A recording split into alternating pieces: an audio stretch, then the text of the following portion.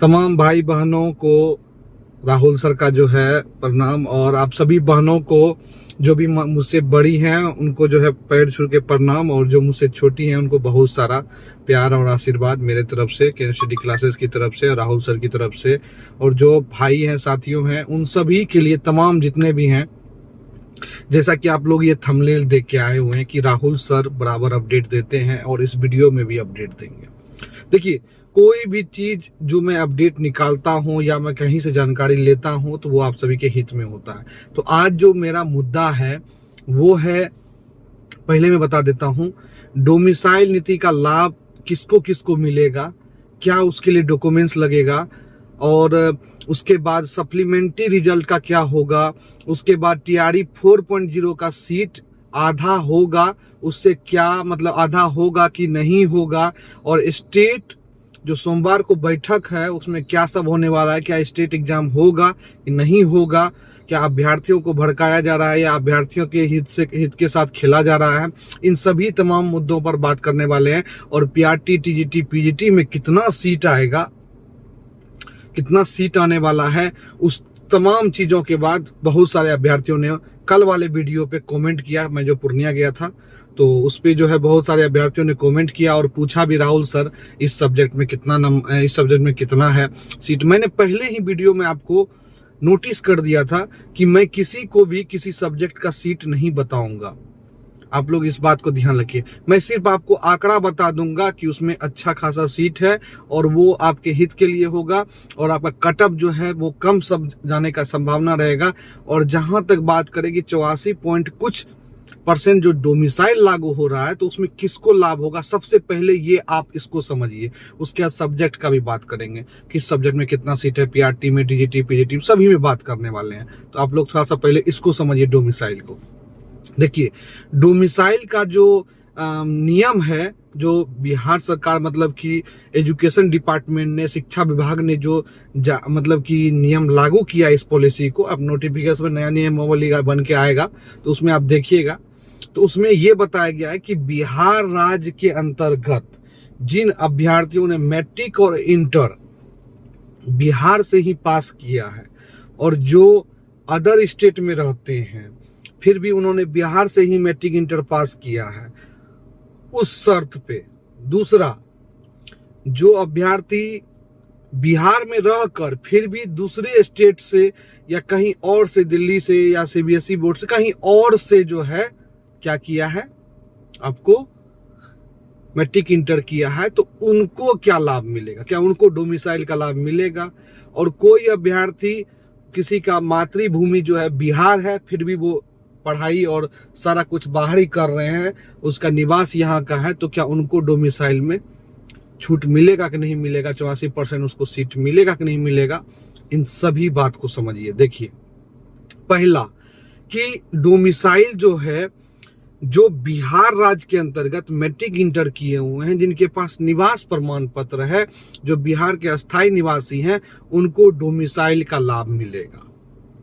84 point कुछ जो है वो उनको लाभ मिलेगा। अब दूसरा बात देखिए, जो बिहार के हैं मगर जिन्होंने अदर स्टेट से किया है, उनको इस शर्त में नहीं मिलेगा। ये बात आप लोग ध्यान रखिए, उनको डोमिसाइल का लाभ नहीं मिलेगा। निवास यहाँ का है मगर बाहर के अभ्यर्थी हैं, मतलब बाहर एजुकेशन लिए हैं, मैट्रिक इंटर किए हैं, निवास यहाँ का, उस शर्त में उनको नहीं मिलेगा। वो अदर कैटेगरी में आ जाएंगे, समान कैटेगरी में आ जाएंगे, अदर स्टेट में आ जाएंगे। दूसरा, जो अभ्यर्थी अदर कहीं और रह रहे हैं मगर मैट्रिक इंटर किए हैं बिहार से, तो इस शर्त में उनको डोमिसाइल का लाभ मिलेगा। ठीक है। और कोई महिला कैंडिडेट, ठीक है ना, जो भी अभ्यर्थी महिला कैंडिडेट है, उनको बता दूं कि उनका घर बिहार है मगर उनका शादी जो है अदर स्टेट में हुआ है, ठीक है, अदर स्टेट में हुआ है, तो उस शर्त में, क्योंकि उसका मैट्रिक इंटर बिहार से ही हुआ है, तो उस शर्त में उनको भी डोमिसाइल का लाभ मिलेगा।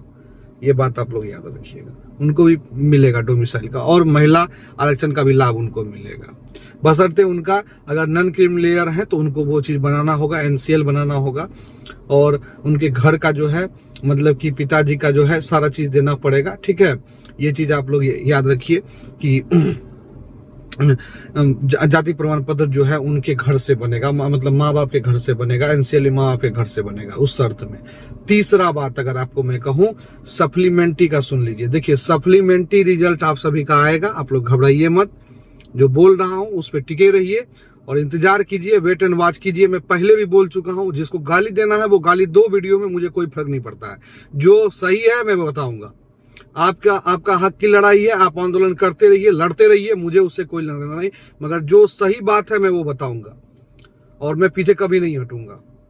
जो मुझे अपडेट मिल रहा है मैं आप तक पहुंचा रहा हूं। आप मुझे सब्सक्राइब कीजिए अन्यथा नहीं कीजिए, या आप अदर को सब्सक्राइब कीजिए, या मेरे चैनल को अनसब्सक्राइब करके चल जाइए, मुझे कोई दिक्कत नहीं है। उसके लिए मैं आपसे पैर छू के आपका प्रणाम करता हूं, क्योंकि आपको बहुत ज्यादा नॉलेज है, मुझे नहीं है। तीसरा बात मैं कहने वाला हूं कि अगर आप सभी बीपीएससी टीआरई 4.0 का चाहते हैं कि सीट आधा नहीं हो, तो आप लोग जो है ट्विटर पे कैंपेन चलाइए। मैं आपको राय दे रहा हूं, बाकी आप लोग समझिए। टीआरई 4 वाले ट्विटर पे कैंपेन चलाइए। टीआरई 4.0 में 1 लाख सीट है, अगर सीट आधा हो गया तो आगे आपको दिक्कत होगा, कट ऑफ हाई जाने का संभावना हो जाएगा, डोमिसाइल लगते हुए भी कट ऑफ आपका हाई चल जाएगा। उस समय में आप लोग खुद समझिएगा इस बात को, जो मुझे जो समझ आया मैं अपने हिसाब से आप सभी को बता रहा हूं। ठीक है, बाकी अगर आप लोग एक चाहते हैं कि टीआरई 4.0 से पहले स्टेट हो, तो आप लोग वेट कर लीजिए। सोमवार का कहा गया है कि सोमवार को हम लोग जो है अपडेट देंगे, सोमवार को जो है उस चीज के बारे में अपडेट दिया जाएगा। सोमवार को जो है बैठक है, शिक्षा विभाग का एक बहुत बड़ा बैठक है, उसमें जो है कहा जा रहा है कि माननीय मुख्यमंत्री जी भी आ रहे हैं, शिक्षा विभाग के जो है अपर मुख्य सचिव जो हैं वो भी सर रहेंगे, आनंद सर बीएसबी के रहने वाले हैं, और जो भी होगा बैठक में सारा बात जो है होगा तो जरूर निकल के आएगा, तो मैं आप सभी को बताऊंगा ही बताऊंगा।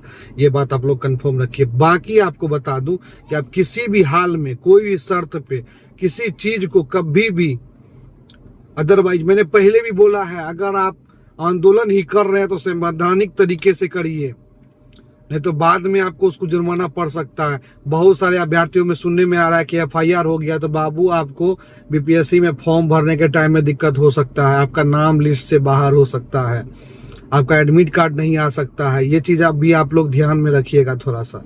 ठीक है, तो जो भी आंदोलन करना है वो संवैधानिक तरीके से कीजिए, एक नियम होता है उसके हिसाब से चलिए। ठीक है, और रहा बात कि टीआरई 4.0 का नोटिफिकेशन कब देखने को मिलेगा और पीआरटी में कितना सीट है, टीजीटी पीजीटी में कितना सीट है, कल मैंने आपको आंकड़ा बताया था, 40,000 कुछ आंकड़ा मैंने दिया था आप सभी को, एक में 24,000 मैंने आंकड़ा दिया था आप सभी को। और आपको बता दूं कि आप लोग देख लीजिए,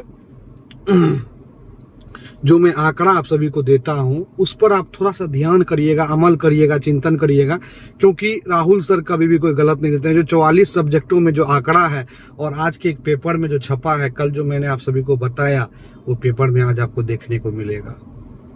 तो मैं कुछ आपको गलत नहीं बताऊंगा, जो भी होगा वो सही बताऊंगा। बाकी सरकार की तरफ से उम्र सीमा में भी छूट दिया जाए। बहुत सारे अभ्यर्थी ऐसे हैं जो गरीब हैं और उनका कॉल मेरे पास आता है तो उनके दुख दर्द को मैं समझता हूं, तो उम्र सीमा में भी माननीय मुख्यमंत्री महोदय से, सिद्धार्थ सर से और अपर मुख्य सचिव सर से जो भी हैं और शिक्षा मंत्री सबसे, हम सभी कोई मिलकर जो है हाथ जोड़ के विनती करते हैं, सर उम्र सीमा में भी कुछ छूट इस बार दे दीजिए, डोमिसाइल दे दीजिए तो उम्र सीमा में भी छूट दे दीजिए। चुनावी मुद्दा है आपका, तो ऐसे ही वाहवाही हो रहा है और भी वाहवाही हो जाएगा। बाकी आप सभी को बता दें, जो सीट का मात्रा है देख लीजिए, जो सीट है वो आकलन आपको मैं बता रहा हूं, सब्जेक्ट वाइज सीट का कंडीशन बहुत जल्द मैं आप सभी के सामने लेके आऊंगा, मगर अभी मैं ओपन नहीं कर सकता हूं, उसके लिए मुझे क्षमा कीजिएगा। आपको अगर जानना है तो आप लोग मुझे व्हाट्सएप पे मैसेज कीजिएगा, मैं आप सभी को बताऊंगा। ठीक है, चलिए मिलते हैं नेक्स्ट वीडियो में नए टॉपिक के साथ। फिलहाल आप सभी को रक्षाबंधन की ढेर सारी शुभकामनाएं। भाई बहन का प्यार आज जो है रक्षाबंधन त्योहार है, अच्छे से मनाइए और अच्छे से होना भी चाहिए। अच्छा अच्छा गिफ्ट दीजिए। बाकी गिफ्ट के लिए जो है आपको मेरे लिंक में भी डिस्क्रिप्शन मिल जाएगा, बहुत सारा मैंने डाल दिया है। जय हिंद साथियों।